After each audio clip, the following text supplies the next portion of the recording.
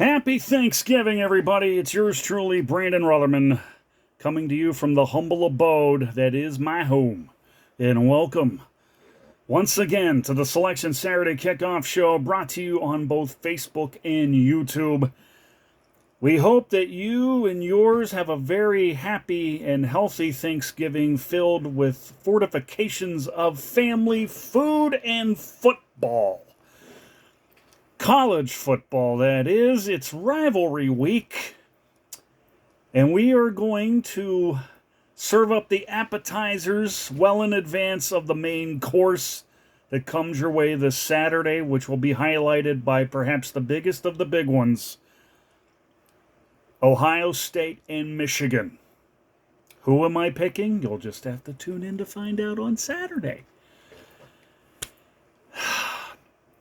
We are going to dive in to the Tuesday, Thursday, and Friday selections before we get to the Saturday ones. And not as many games, but let me see if I can do the math. 16 games in all. That should be enough to get you fortified well in advance of Saturday. So, without further ado, let's dive into tonight's games as MACtion concludes its regular season this weekend, as basically almost everybody in college football on the FBS side concludes their regular seasons this weekend, with the exception of the Army-Navy game that'll come your way in 2 weeks' time. For now, though, let's dive into it, shall we? Bowling Green, bowl-bound Bowling Green visiting Western Michigan. It's a helmet selection, but since Bowling Green is waiting for its moment to get its place on the helmet tree, that's who we're taking. They'll finish out the year with a 7-5 mark and a bowl of maybe not their choosing, but wherever they finish, it'll correspond to what bowl selection committee will pick them, I suppose. So, Bowling Green over Western Michigan tonight. The first of our lanyard selections, which is also the first of our whiteout lanyard selections. There aren't that many, but we have to do our due diligence. There's my favorite term again. 5-6 Eastern Michigan visiting 3-8 Buffalo. Buffalo is a tricky one, as always. No matter the record or who they play against or what record their opponent is. It's always a tricky one. This game will be seen on ESPN2, and the significance of this is Eastern Michigan needs a win to keep their string of bowl appearances alive, which, if I'm not mistaken, I think it's gone on 3 years. Better make it 4. Gonna go with Eastern Michigan tonight. Look, folks, it's two-tone. It's a two-tone lanyard, folks. Black on one side, green on the other. Hope it spells out a win tonight. We get now to the Egg Bowl. Ole Miss and Mississippi State. Why do I get the feeling there's going to be some fighting going on? Guess they don't believe in Thanksgiving, do they? They wait until either before the big day or after the big day. Nevertheless, it made a lot more sense if Texas and Texas A&M played on Thanksgiving night. And they will. They will once Texas joins the SEC. I can't wait. Not etched in stone, though, of course. But Ole Miss, Mississippi State, same rule applies with Mississippi State. They need a win for a bowl. Ole Miss, in all likelihood, is going to probably play in one of the New Year's Six bowls I'm willing to bet the house on. So, with that being said, for the sake of my uncle who went to school down there in Starkville, it's time for you Bulldogs to show some bite. Get them cowbells going. We need more cowbell. Come on. You fired your coach. That should be all the ammunition you need right here to beat the mighty Kiffins. For the love of God, Mississippi State, do your due diligence.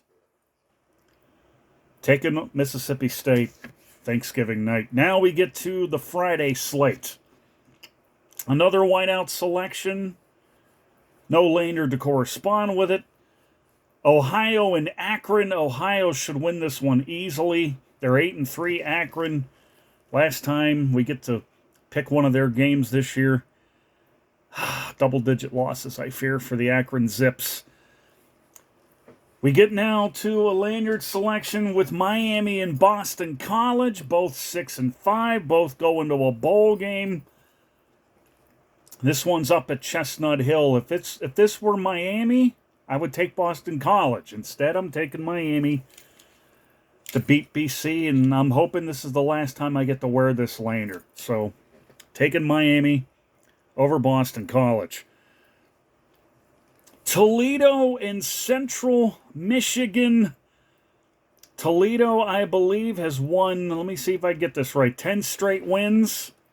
They're 10-1. Could very well be in line for a New Year's Six bowl. Really, I believe it comes down between them and the Liberty Flames. Toledo is playing Central Michigan on the road. Central Michigan is 5-6. They are in a need of a bowl bid. However, I am taking Toledo. There's, the helmet is out in the living room. I'm sorry. It's waiting for its close-up, I suppose, if you want to look at it that way. Taking Toledo over Central Michigan. I'm going to love doing this next one. Iowa and Nebraska. Iowa 9-2, Nebraska 5-6, and it makes me wonder if any of Matt Rule's speeches are registering with the Huskers. They had two chances to get a bowl bid. Lost to Maryland at home, lost to Wisconsin on the road, and now they think they're going to get it done against Iowa. Well, let me emphasize one important thing, folks. If I'm Iowa, you don't care about the opposition so much. Life is good. More importantly, do what you love. Love what you do. And to drive the point home a little more indelibly, yes, I'm putting the Hawkeye hat on because a cob head just wouldn't look right on this bald head. Taking the Hawkeyes on the road at Nebraska. So long, Huskers. Enjoy your off season. Moving right along. Who do we got? Penn State and Michigan State. It was a little premature because I ill-advisedly put that down among the early games only to find out that it's not only being aired at nighttime. Yeah, I can take the hat off now. I was going to keep it on. Oh, and by the way, this is an actual Rose Bowl hat from the Hawkeyes. Got it real cheap, too. The last time they were in the Rose Bowl, they got smoked by Christian McCaffrey and the Stanford Cardinal, and we're not going to revisit that. That was a bad memory. But anyway, Penn State, Michigan State. This one is in prime time. We meant to pick this at the end of the show.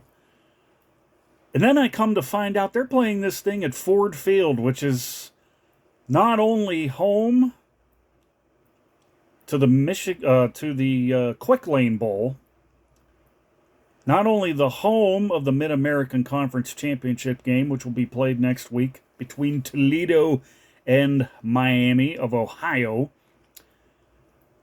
but I'm going to go ahead and say right now it'll also play host to the first playoff game in the National Football League that is not the Super Bowl. Yes, I'm calling my shot right now. The Detroit Lions will be your NFC North champions And for the first time since the stadium opened, they will have a playoff game at home this year. They're playing at Ford Field. This is very unusual. Very, very unusual that they're doing this. But, okay, suit yourself. I'm going to go with Michigan State. Yeah, I know. They've won a couple games under the leadership of Harlan Barnett.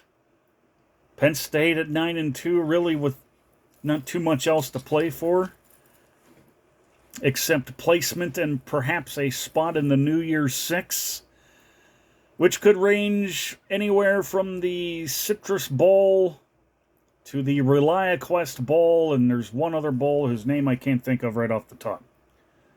But you have to figure it's any one. There should be three out of that group there.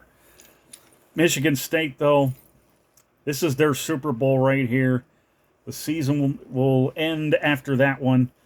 Going to take Michigan State at home over Penn State. TCU at 5-6, visiting 9-2 Oklahoma. Oklahoma got their bounce-back wins in the last 2 weeks. And I hate to say it, TCU, I really want to root for you guys. I really, really do. But I have to take Oklahoma. There are 23 teams that are all vying for bowl bids. And there's not enough bowl bids to accommodate all 23 teams. There's, by my count, 19 spots still left to be filled. And there are some teams, TCU being one, Central Michigan another, Mississippi State another, Nebraska, all at 5-6. And they all have a shot, but some of them are going home. One team that isn't going home, the Memphis Tigers. They're on the road against Temple. Temple, to my understanding, always plays Memphis tough, but look into the eyes of the Tiger, okay? And oh, by the way, Memphis, don't break out the stripe helmets again, please. I implore you. You're better than that. We know you got Tiger stripes. You're just trying to be a Cincinnati Bengals offshoot. And it doesn't look good. I'm sorry. Sorry if I offended any Tigers fans out there.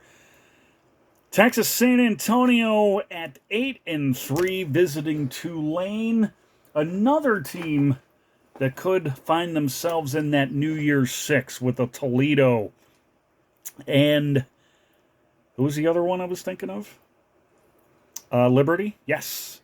Toledo and Liberty. Yeah, you got to put Tulane in the conversation. So I am for this too. And I keep promising myself to get an actual green wave lanyard. It doesn't look good on these broadcasts. I don't even call them podcasts. I don't even know what these shows are anymore. Moving right along, Utah State, another 5-6 team. They're visiting New Mexico. Utah State had a chance to beat Boise State a week ago. Now they have one last chance, albeit on the road at New Mexico, and I think they get in. Gonna go with the Aggies down at Albuquerque against the Lobos in that one. Missouri is visiting Arkansas. This is a no-brainer pick. I love Missouri. You know, KJ Jefferson is a good quarterback for Arkansas, but they've had a down year.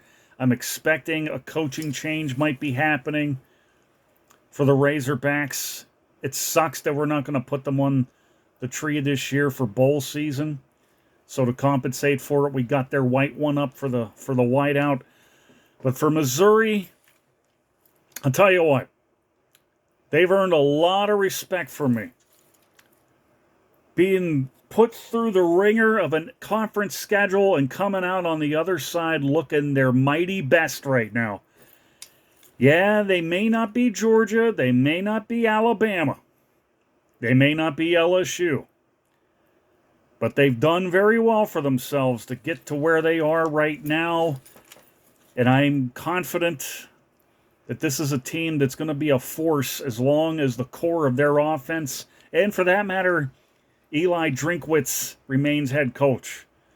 This is a team, if you haven't seen them, check them out on Friday. It's going to be fun. Taking Missouri over Arkansas in that one, which now brings us to Air Force in Boise State.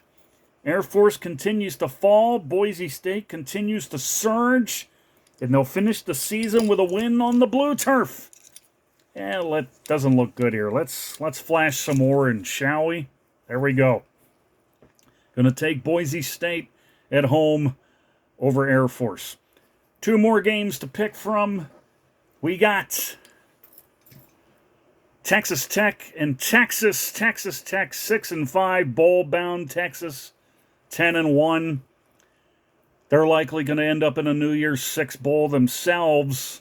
Not sure where it can range from, but I'm going to venture a guess and say probably the Fiesta, maybe I was going to say the Sugar, but that's one of the CFP semifinal games. So probably, the Fiesta, the Orange, maybe the Peach. Any one of those would work, but for now, I'm taking Texas. All right. That takes care of those ones.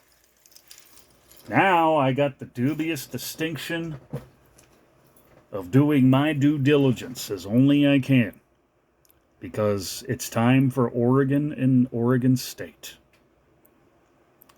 at Autzen Stadium. Did you guys watch any of the Arizona State game? I know some of you did. Bo Nix should win the Heisman right now. Okay? I'll tell you what. They call it the Civil War. There ain't anything civil about it. But to further drive the point home how much I hate the Oregon State Beavers, this is how many touchdown passes I think Bo Nix is going to throw Friday night in Eugene. 1, 2,